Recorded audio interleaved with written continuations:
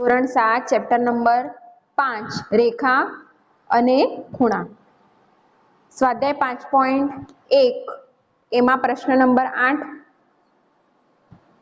એક ખૂણો 45 અંશ કરતા મોટો છે તેનો કોટિકોણ 45 અંશથી મોટો 45 અંશ જેટલો કે 45 અંશ કરતા નાનો હોય।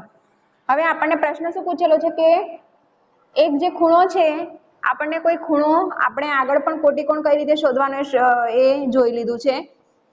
કોટિકોણ શોધવા માટે 90 અંશમાંથી જેટલા પણ માપનો ખૂણો આપણને આપ્યો હોય એને બાદ કરવાનો છે।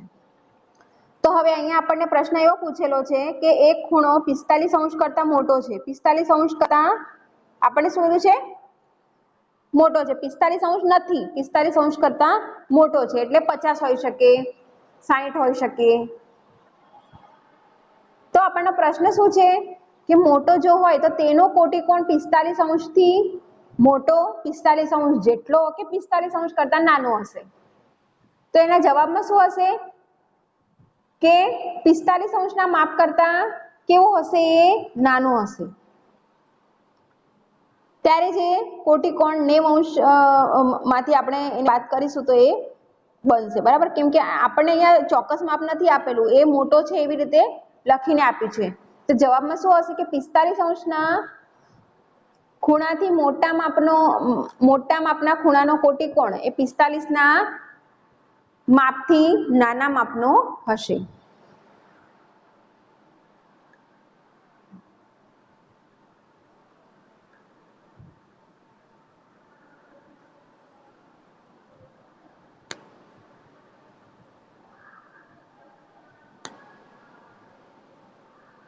પિસ્તાલીસ અંશના ખૂણાથી મોટો ખૂણાનો કોટિકોણ 45 અંશ ના માપથી નાના માપનો હોય। આગળનો પ્રશ્ન જોઈએ, પ્રશ્ન નંબર 9।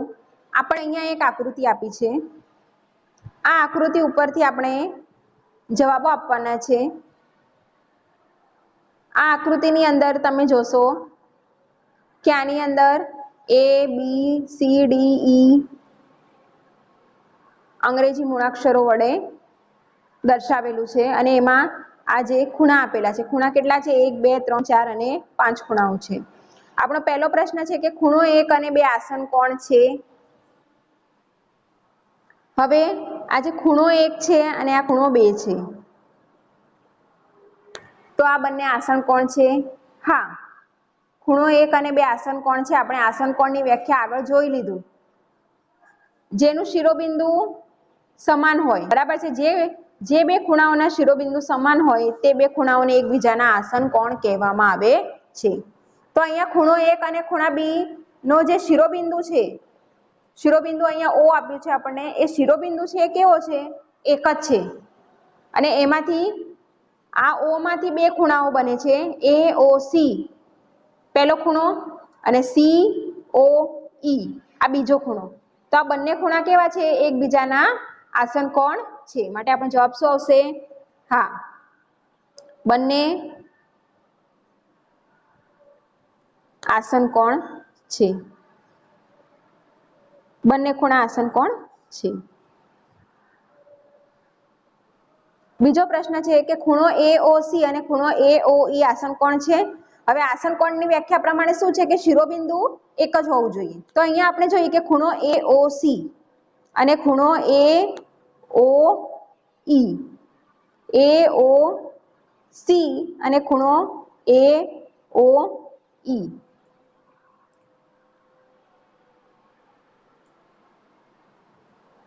તો આ બંને આસન કોણ છે તો ના, આ બંને આસન કોણ નથી, કારણ કે જે ખૂણો AOE જે છે એ ખૂણો AOC જે છે એ ખૂણો AOE નો જ એક ભાગ છે, એટલા માટે આ બંને આસન કોણ છે નહીં। ના, ખૂણો AOC અને ખૂણો AOE આસન કોણ નથી।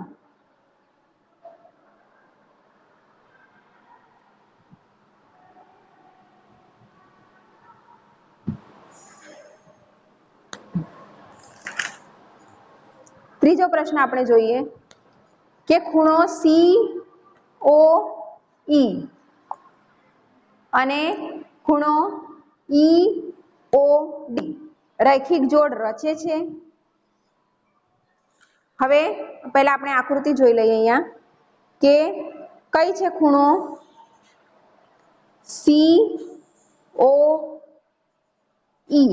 COE અને ખૂણો EOD.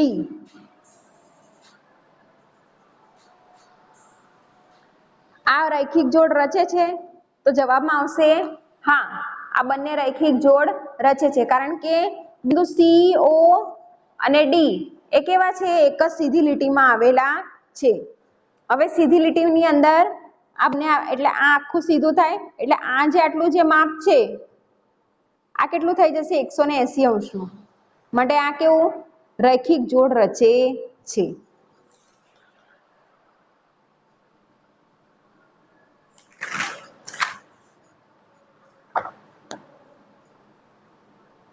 હા, ખૂણો COE અને ખૂણો EOD રૈખિક જોડ રચે છે.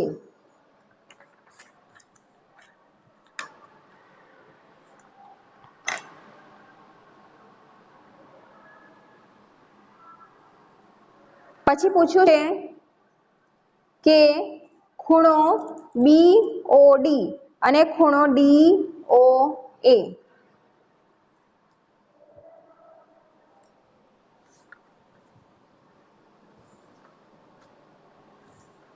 શું આ બંને ખૂણા એકબીજાના પૂરક કોણ છે? એ આપણો પ્રશ્ન છે. તો આપણે એની અંદર આકૃતિ જોઈશું કે કઈ આકૃતિ છે.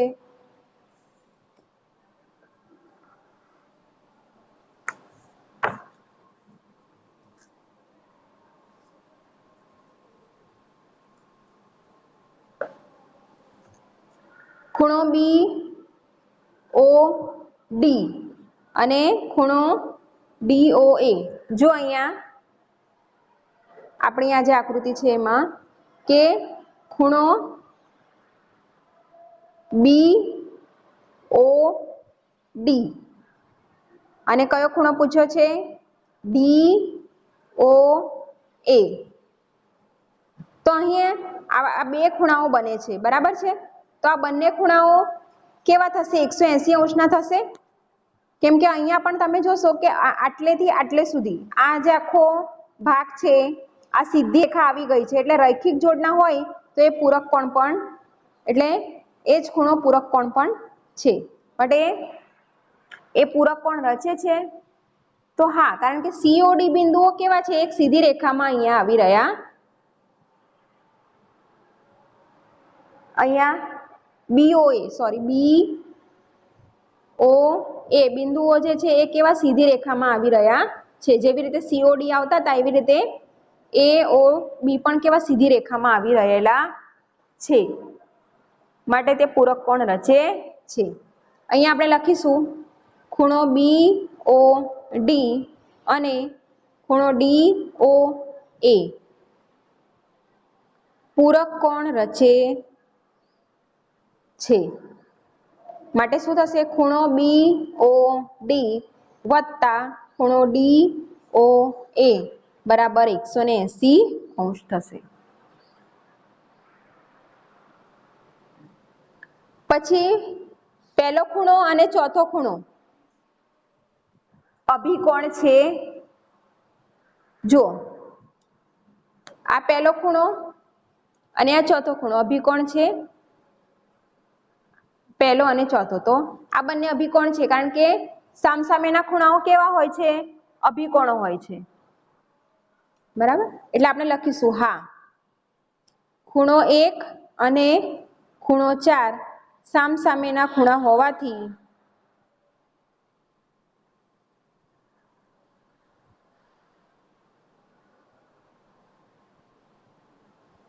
અભિકોણ છે. ખૂણા 5 નો અભિકોણ કયો છે?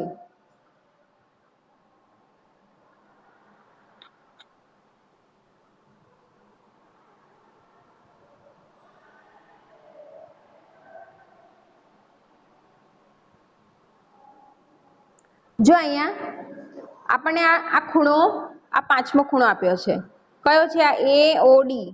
હવે એનો આપણે અભિકોણ લખવાનો છે. હવે આના સામેનો આ આખો ખૂણો આવશે BOC. આ એક ખૂણો પાંચમો છે, એની સામે આ 3 અને 2 બંને ખૂણા આવે છે, તો આનો અભિકોણ કયો થશે? BO અને C. લખવાનું ખૂણા 5 નો અભિકોણ ખૂણો BOC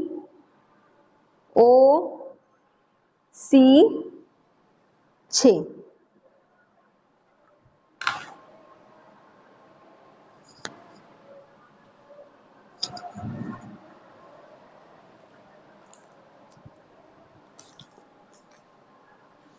પ્રશ્ન નંબર 10 જોઈએ કે નીચેની આકૃતિ પરથી માગેલા ખૂણાઓની જોડ લખવાની છે, દર્શાવવાની છે. હવે આપણને અહીં એક આકૃતિ આપી છે,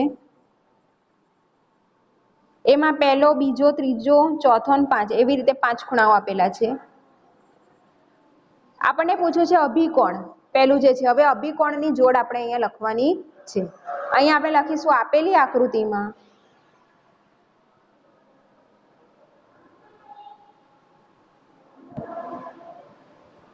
અભિકોણની જોડ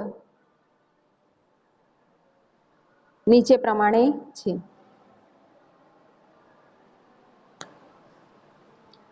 અભિકોણ કોને કહીશું? એકબીજાની સામસામે હોય એ અભિકોણ. હવે અહીંયા જો આપણે 1 અને 4 કેવા છે? એકબીજાની સામસામે છે, એટલે એ કોણ છે? એકબીજાના અભિકોણ છે. હવે તમે જોશો કે આ ખૂણો જે 5 છે એ બહુ જ મોટો છે, અને એની સામે આ 3 અને 2 બંને ખૂણાઓ એની અંદર સમાઈ જાય છે. એટલે ખૂણા 5 ના અભિકોણો કયા છે?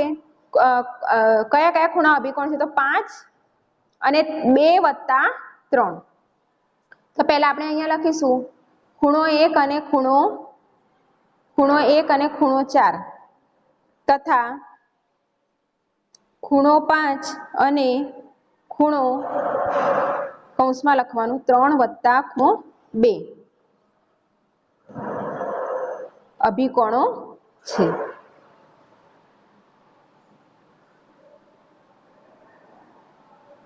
હવે પૂછ્યું છે રૈખિક જોડના ખૂણા.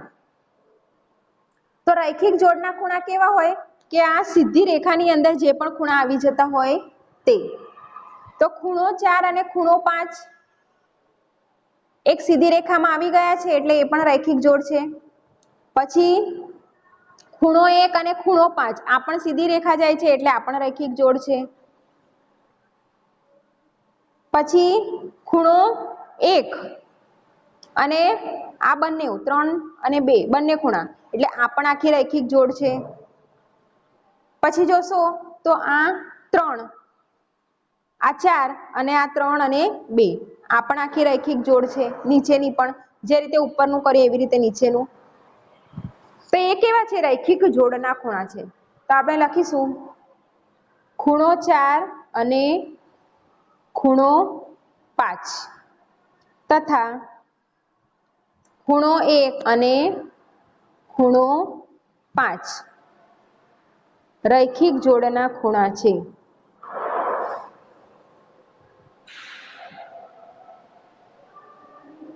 અને ખૂણો 1 અને કૌંસમાં લખીશું ખૂણો 3 વત્તા ખૂણો 2 તથા કયા ખૂણાઓ આવશે?